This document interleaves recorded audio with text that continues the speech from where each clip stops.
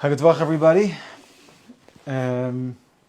This week's story is a little different than most because the Ba'al Shem Tov appeared in a dream rather than meeting the individual face to face. Anyway, so here's the story.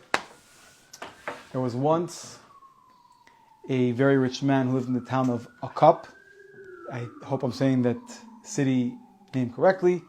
And he was a very big Talmid Chacham. He was very rich, and one day he was also very God-fearing. He was a big Yirei Shamayim. Huh? Where is that? What country? What region? I don't know. Somewhere in Europe, I'm guessing. I'm going to go with Poland. Probably. Near Varsha. Near Varsha? Probably. Uh-huh. Speculating. Vadi says it was near Varsha. I just put it there. Okay, fine. Thank you. We'll trust Vadi.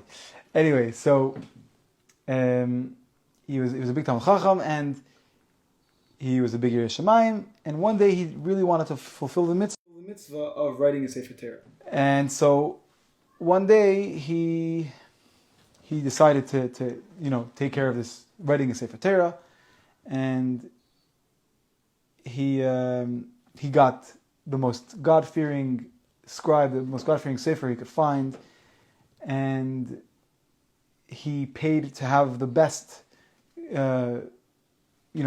parchment. He bought cows and took the meat from the cows that were shechted, gave them to poor people. He did everything right, and he had the best ink, everything to make the Torah flawless. And finally, after a certain amount of time, the sefer finished the Sefer Torah, and he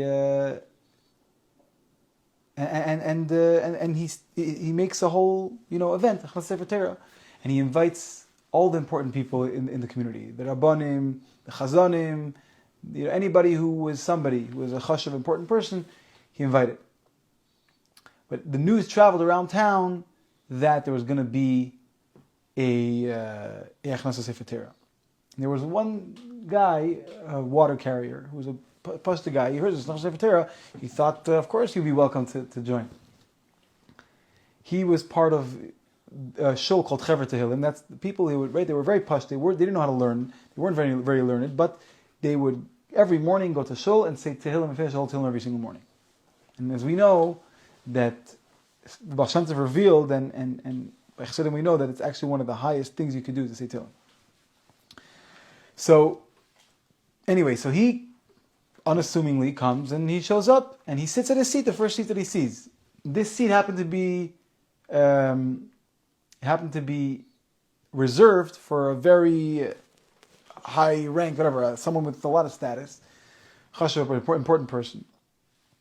And when this rich Talmid Chacham sees that Beryl, the water carrier, sitting in the seat, he comes over and he says, "Tell me, you think just because you say to him every morning that you can just sit in the seat? You think you're that important?"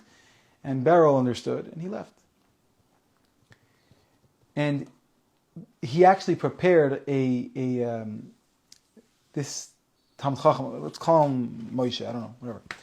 This Moshe, he prepared a very deep pilpul, a very deep Torah discourse. And he said it, and he gave it over, and it was brilliant. And he went to bed, and the event went flawlessly, and he said this every day. He was very proud of himself, he felt very accomplished. So, he goes to sleep, and in the story it says the angel of dreams, right? This is an angel designated for dreams. He basically visits him, and he gives him a vision that he sees himself basically being blown away from his bed, the strong wind, and he lands in a desert, middle of nowhere. And he sees in the distance there's a little hut. Wasn't near Varsha. The desert. The desert wasn't near Varsha, okay. He sees a hut in the distance, and he basically goes into the hut, and he sees a bunch of men with white beards. It looks like a tribunal. There's a judgment going on, and he is the defendant. And basically, one of the people there said, "You were called to court by none other than Dovid Hamelech himself." Why? Because what did you do? You went to this Beryl, and you told Beryl that his his Tehillim wasn't worth anything? Do you know the value of Tehillim?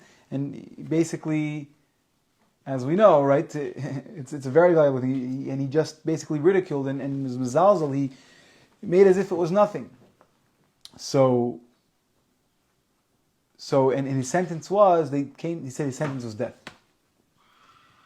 And this Reb Moshe is scared for his life, realizes he's not gonna make it till the next morning.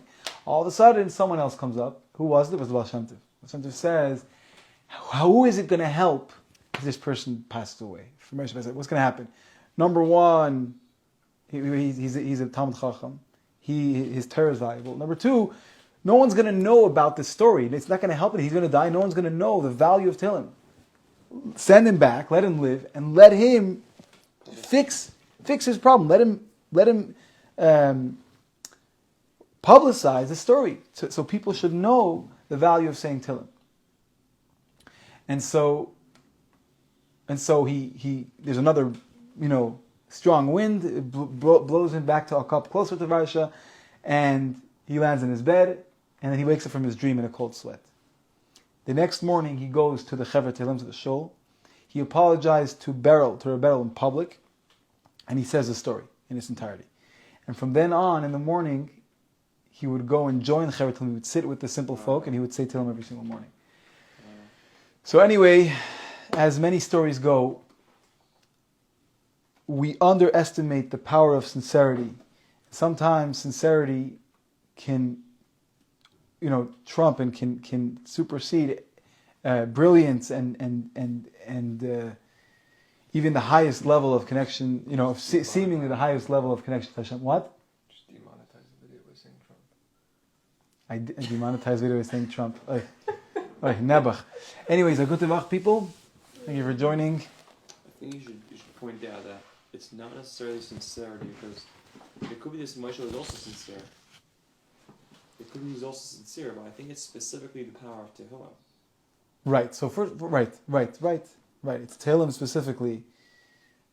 Right. That is kind of the. It means it's even more powerful. So people who don't feel like they're capable of being, very studious and acquiring lots of knowledge, and especially deep knowledge, can still acquire a very deep and special connection with holiness and godliness by just repeating the words of Dovid Hamelech. Right, you're saying to them, right. That was, meaning, right, it was such a harsh thing that he ridiculed it. And really, it's one of the, right, the Tzemach Tzedek says that if we would know the beauty of saying Tehillim, or the power of saying Tehillim, we would never stop saying Tehillim. Correct. Something like that, yeah. I don't know if it was Tzemach Tzedek, but yeah. All right, a good Tevach. Thank you for everybody who stayed till the end.